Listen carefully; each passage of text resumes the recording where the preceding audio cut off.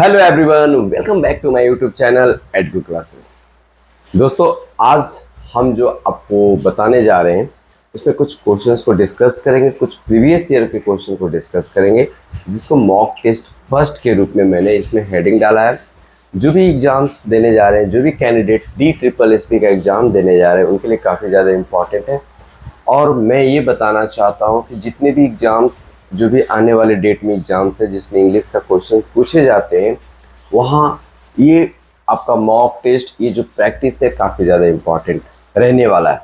तो वीडियो को अंत तक देखिए, और वीडियो पसंद आए तो इसको शेयर कर दीजिए, लाइक कर दीजिए, बेल आइकन को प्रेस कर दीजिए। ठीक है, तो यहाँ पर दोस्तों हम बात करेंगे कि इसमें हम लोग फुल्ली कंप्लीटली डिस्कशन के साथ देखेंगे इस मॉक टेस्ट को, और बहुत ही अच्छे तरीके से देखेंगे।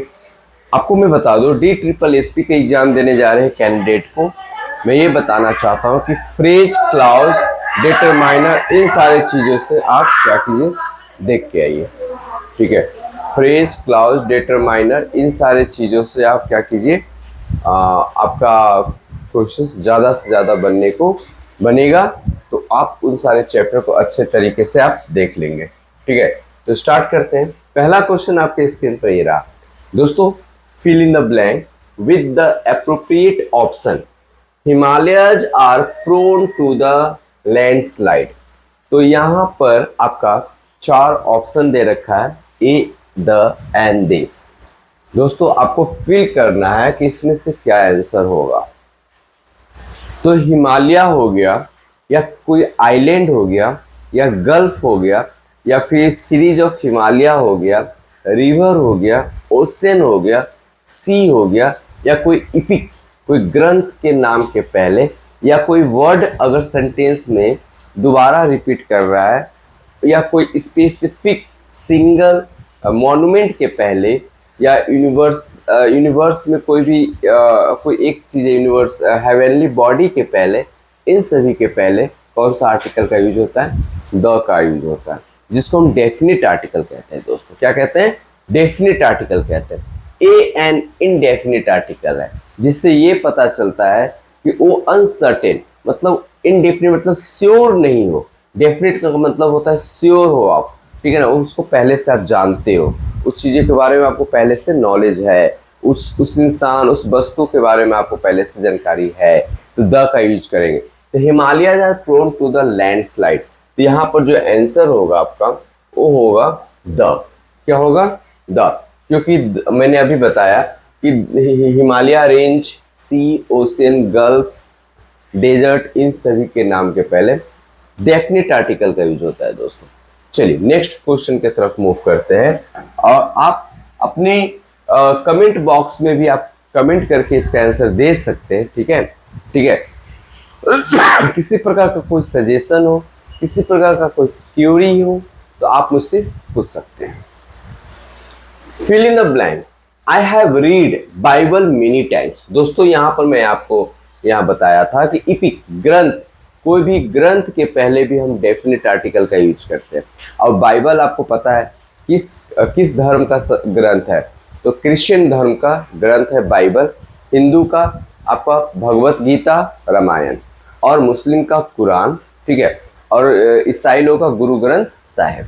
तो इस तरीके से हम द बाइबल का यूज करेंगे। यहाँ पर क्या हो जाएगा दोस्तों? द बाइबल, क्योंकि इपिक है, बाइबल एक इपिक है, तो यहाँ द का यूज होगा। क्या होगा? द का यूज होगा। चलिए नेक्स्ट क्वेश्चन की तरफ मूव करते हैं। Next, filling the blank with the correct form of the verb the sun in the west direction. अब यहाँ पर क्या करना है? द सन, तो आपको वर्ब को करेक्ट फॉर्म, वर्ब का करेक्ट फॉर्म को क्या करना है? फिल करना, आपको भरना है। ये सभी क्वेश्चंस आपका प्रीवियस ईयर में, आपका DSSB के प्रीवियस ईयर के क्वेश्चंस में आपको मिल जाएगा। तो आप एक पैटर्न बना लो, इसी पैटर्न से आप तैयारी करो, ज़्यादा दिमाग लगाने की जरूरत। टेंस पर कमांड होनी चाहिए, टेंस पर आप देख लेना, सेंटेंस दे देंगे, टेंस आइडेंटिफाई करने के लिए देंगे, तो आप इन सारे चीज़ों पर क्या करना है? ध्यान देना है। ठीक है, चलो आगे देखते हैं। तो the sun in the west direction, the sun क्या है? एक यूनिवर्सल ट्रूथ है, यानी ये मतलब ये जो सेंटेंस है सिंपल प्रेजेंट टेंस है, सिंपल प्रेजेंट टेंस है ना। इसको हम लोग प्रेजेंट इंडेफिनिट टेंस भी कहते हैं, सिंपल प्रेजेंट टेंस है। तो सिंपल प्रेजेंट टेंस में क्या है, स्ट्रक्चर क्या है, सब्जेक्ट प्लस V1 या V5, V5 प्लस ऑब्जेक्ट, ये आपका स्ट्रक्चर देखने को मिलेगा। तो द सन, तो द सन एक सिंगुलर है, द सन एक सिंगुलर है, तो वर्ब क्या होगा, सिंगुलर। आपको पता है वर्ब जब वर्ब में एस और ईएस लगता है तो सिंगुलर बनता है, अब बिना एस और ईएस वाले वर्ब को प्लूरल वर्ब कहते हैं। इसके जस्ट अपोजिट नाउन में होता है दोस्तों, ठीक है। नाउन में एस लग जाएगा तो प्लूरल बन जाएगा, अब बिना एस वाले सिंगुलर होता है, लेकिन वर्ब में जस्ट उल्टा होता है। चलिए नेक्स्ट क्वेश्चन की तरफ मूव करते हैं। Fill in the blank with appropriate option. I a car last month. अब आपको वर्ब फिल करना है और देखते हैं सेंटेंस का स्ट्रक्चर क्या है, सेंटेंस क्या कह रहा है। आप देखोगे last month, last month, last month जो इंडिकेट कर रहा है पास्ट टेंस को इंडिकेट कर रहा है, तो बाई का क्या हो जाएगा, पास्ट टेंस, बाउट हो जाएगा। बाई का क्या हो जाएगा, बाउट हो जाएगा। चलिए आगे देखते हैं नेक्स्ट क्वेश्चन की तरफ। Question number 5, how many types of clauses are there. इसको बताओ कितने टाइप्स के क्लाउजेज होते हैं। दोस्तों क्लाउजेज आप पढ़ोगे, फ्रेज, फ्रेज जो होता है जिसमें लैकनेस होता है सब्जेक्ट और वर्ब का। फ्रेज जो होता है, मैं इसको आपको थोड़ा सा ब्रीफ कर देता हूँ। फ्रेज जो होता है इसमें प्रॉपर सेंटेंस नहीं होता है, प्रॉपर सेंटेंस नहीं होता है, lack of subject and verb. दूसरा पॉइंट इसमें हो जाएगा क्या, does not give meaningful sentence, ये हो जाएगा, मीनिंगफुल सेंटेंस नहीं देता है, सब्जेक्ट वर्ब की लैकनेस होता है, ठीक है ना। तो ये सभी चीजें होती है, उसको फ्रेज कहते हैं। क्लाउज में इसका जस्ट उल्टा होता है। क्लाउज जो होता है उसमें सब्जेक्ट भी मिलेगा, वर्ब भी मिलेगा, ठीक है। इसमें डिपेंड, इस दो प्रकार का क्लाउज होता है, एक डिपेंडेंट होता है, डिपेंडेंट, और एक होता है इंडिपेंडेंट। इंडिपेंडेंट ये कभी कभी मीनिंग देता है, इंडिपेंडेंट जो होता है वो मीनिंगफुल होता है, और डिपेंडेंट जो होता है मीनिंगफुल नहीं होता है, ठीक है ना। तो यहाँ पर how many types of clauses, तो यहाँ दो हो जाएगा, two types of clauses, dependent और जिसको मेन क्लाउज भी कहते हैं, मेन क्लाउज, ठीक है। चलो आगे देख, select the most appropriate option. I do is an example of tense. जो आई डू को आई डू बोल रहा है, आई डू क्या है, आई डू कौन सा टेंस है, पास्ट टेंस है, प्रेजेंट इंडेफिनिट है, प्रेजेंट परफेक्ट है, या प्रेजेंट कंटिन्यूअस है। दोस्तों कंटिन्यूअस को प्रोग्रेसिव टेंस भी कहते हैं। एक मिनट लाइट कट गया है, चलिए आगे देखते हैं। आई थिंक आई होप आपको स्क्रीन पर दिख रहा होगा, ठीक है। तो आई डू क्या है, आई डू जो है, आई डू की अगर हम बात करें तो ये एक कौन सा टेंस में आता है, present indefinite tense. Present indefinite tense में हम लोग आएगा, ठीक है। एक और एग्जांपल हम लोग लेते हैं, एक द मैच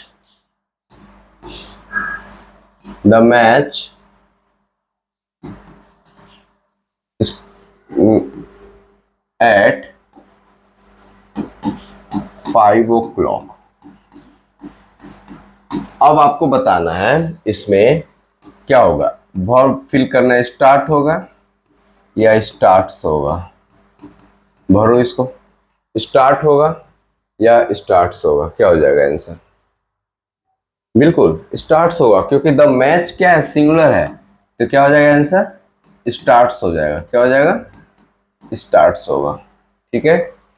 तो यहाँ पर प्रेजेंट इंडेफिनिट टेंस जो है वो प्रेजेंट इंडेफिनिट है। प्रेजेंट परफेक्ट का एग्जाम जो पास्ट परफेक्ट है, सब्जेक्ट प्लस हैड रहेगा, V3 रहेगा प्लस ऑब्जेक्ट रहेगा, ठीक है। Present indefinite subject plus V1 या V5 प्लस ऑब्जेक्ट। ये एस विदाउट एस और एस, V1 मतलब plural form of the verb, V5 मतलब singular form of the verb. Present perfect जब रहेगा सब्जेक्ट प्लस हैज या हैव V3 प्लस ऑब्जेक्ट। ये structure याद रखोगे। प्रेजेंट कंटिन्यूअस रहेगा, सब्जेक्ट प्लस कंटिन्यूअस रहेगा, सब्जेक्ट प्लस कलर देख लेते हैं, इस वाइट से लिखते हैं, subject plus verb is am are plus V4 मतलब ING प्लस ऑब्जेक्ट। याद रखेंगे, ये स्ट्रक्चर याद रखेंगे, ठीक है। तो प्रेजेंट कंटिन्यूअस को प्रोग्रेसिव टेंस भी बोलते हैं दोस्तों। प्रेजेंट कंटिन्यूअस को क्या बोलते हैं? प्रोग्रेसिव टेंस भी बोलते हैं। चलिए नेक्स्ट क्वेश्चन की तरफ मूव करते हैं। अब देखते हैं next question. Select the most appropriate option. Select the most appropriate option. Indicate an action that hasn't happened it.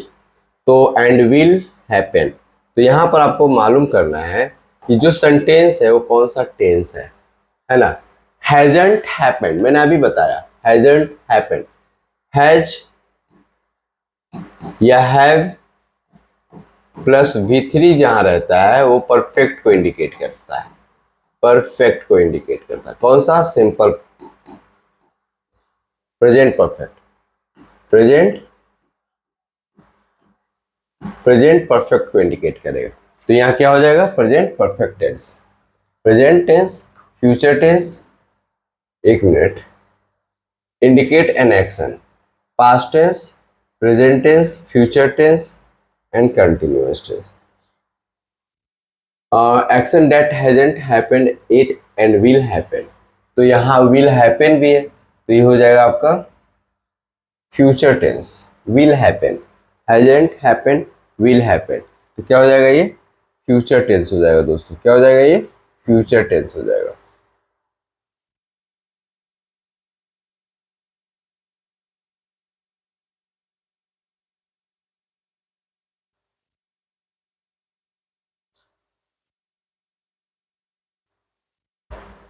जैसे एक और एग्जांपल लेते हैं। We shall allocate, we shall allocate to other city। तो यहां पर देखोगे shall प्लस V1 लगा है, तो आपको मालूम होना चाहिए सब्जेक्ट प्लस will या shall V1 प्लस ऑब्जेक्ट अगर रहेगा तो वो future tense, simple future tense को इंडिकेट करेगा। तो यहाँ पर यहाँ देखोगे विल हैपन लगा है, विल हैपन, तो ये है फ्यूचर टेंस। क्या है ये? Future tense. चलो आगे देखते हैं, नेक्स्ट क्वेश्चन की तरफ मूव करते हैं। Question number 8, which of the following is an example of quantitative determiner. Quantitative मतलब जिसको हम काउंट कर सकते हैं, काउंट कर सकते हैं। तो कौन सा ऐसा वर्ड है जो काउंट को शो करेगा, जो काउंट को शो करेगा? बताइए, बोलो आंसर बताओ।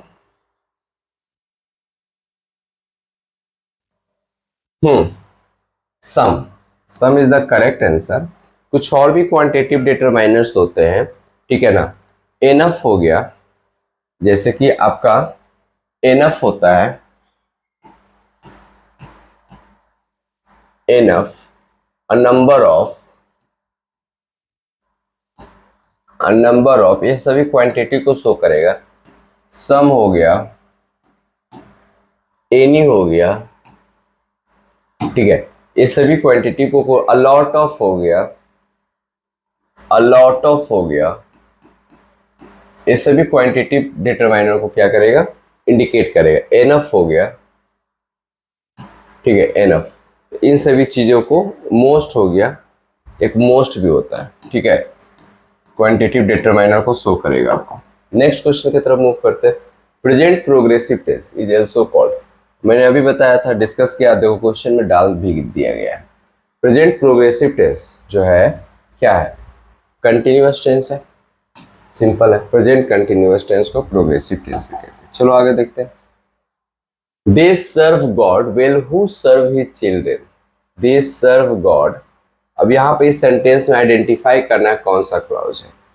तो यहाँ पर ये जो हु है ना, हु, इससे पता चलेगा कि कौन सा, आप बताओ क्या होगा answer.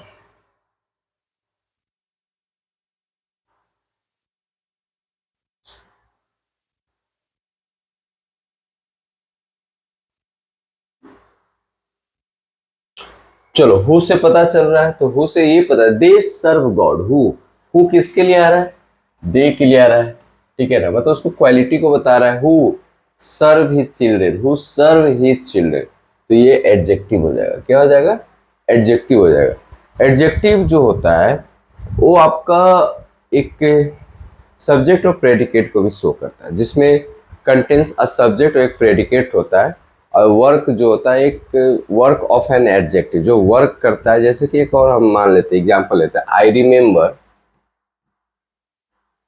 I remember the house, I remember the house, ठीक है, यहाँ पर हम लोग लिख दिया। उसके बाद which I remember the house, मुझे ये घर या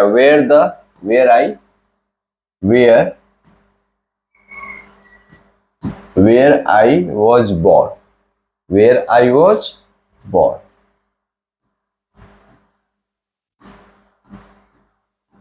ठीक है ना। तो यहाँ वेयर जो है किसके लिए है, जहां पर, हाउस को, हाउस की क्वालिटी को बता रहा है। मैं जहां पर, मतलब उस घर में, ये वही हाउस है जहां पर मेरी क्या हुई थी, जन्म हुई थी, तो एडजेक्टिव को शो करेगा। चलो आगे देखते हैं। Question number 11, I did play basketball is an example of, okay, which tense. I did, तो डिड जैसे ही लगा है दोस्तों, तो वो पास्ट इंडिफिनिट को शो करेगा। डिड पास्ट इंडेफिनिट टेंस हो जाता है। डू या डज जो होगा प्रेजेंट इंडेफिनिट, प्रेजेंट इंडेफिनिट, तो यहाँ पर सिंपल पास्ट टेंस या पास्ट इंडेफिनिट दोनों एक ही है, ठीक है। चलो आगे देखें। The dog followed the boy wherever he went. Identify the type of clouds. Clouds को पता करना है, तो clouds यहां से पता करेंगे, है ना। wherever कह रहा है, तो wherever यानी एक प्लेस को इंडिकेट कर रहा है, तो वो एडवर्ब क्लाउड हो जाएगा। टाइम प्लेस को अगर इंडिकेट करेगा ना, उसको हम बोलते हैं, क्या बोलेंगे उसको, हम देखेंगे, वो हो जाएगा आपका एडवर्ब क्लाउज हो जाता है। क्या हो जाता है, एडवर्ब क्लाउज। आगे देखते हैं। Next question, which one of the following option falls under the category of the definite article. चलो फटाफट करते हैं, बता दिए डेफिनेट आर्टिकल। तो इस तरह से क्वेश्चन, इजी क्वेश्चन पूछता है, ज्यादा कंफ्यूज नहीं करना है, ज्यादा रॉकेट साइंस ज्यादा मतलब समझोगे कि question very difficult, no, not the question is not coming with the very difficult, okay. So आपको ग्रामर का वो सभी चीज़ों को बेसिक सही होना चाहिए, तो सारा आपका मतलब सॉल्व होने के चांसेस, और आपकी एग्जाम अच्छी जाएगी। डोंट वरी, परेशान नहीं होना है। Which tense is used to describe the universal truth. देखो, यूनिवर्सल ट्रूथ या हैबिचुअल एक्शन को एक्सप्लेन करने वाले टेंस जो होता है प्रेजेंट इंडिफिनिट टेंस होता है। क्या होता है, प्रेजेंट इंडिफिनिट टेंस होता है। तो डी ऑप्शन डी होता है, ठीक है, option D. Whatever we study increase our knowledge. Identify the type of clouds. Whatever we study increase. तो इसमें आपको मालूम करना है फिर से, क्लाउज का है, कोऑर्डिनेट क्लाउज है, नाउन क्लाउज है, एडवर्ब क्लाउज है, एडजेक्टिव। क्या है, whatever से आपको क्या करना है, इंडिकेट करना है। बताओ आंसर, बताओ जल्दी फटाफट।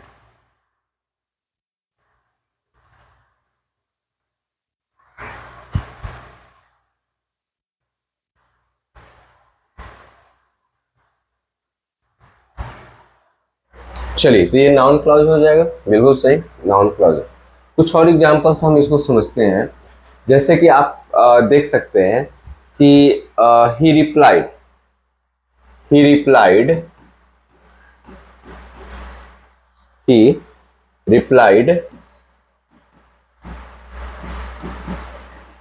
that he would come।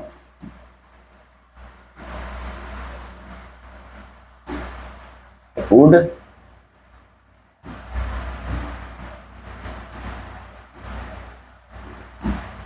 अब आपको पता करना है, ये ही रिप्लाइड, उसने रिप्लाई किया डेट ही वुड कम, वह क्या मतलब ही वुड कम, वह आएगा। ठीक है, तो यहाँ डेट जो है ना, ये नाउन क्लाउज को इंडिकेट कर रहा है। किसको इंडिकेट कर रहा है? नाउन क्लाउज को इंडिकेट कर रहा है। चलिए आगे क्वेश्चन को मूव करते हैं। Determiners are the word that are known to modify. किसको? डिटरमाइनर एक ऐसी वर्ड है, ए एंड द को डिटरमाइनर्स भी कहते हैं। हु, विच, दैट, इन सभी को भी डिटरमाइनर्स कहते हैं। सम, एनी को डिटरमाइनर्स कहते हैं। वन को भी डिटरमाइनर्स कहते हैं।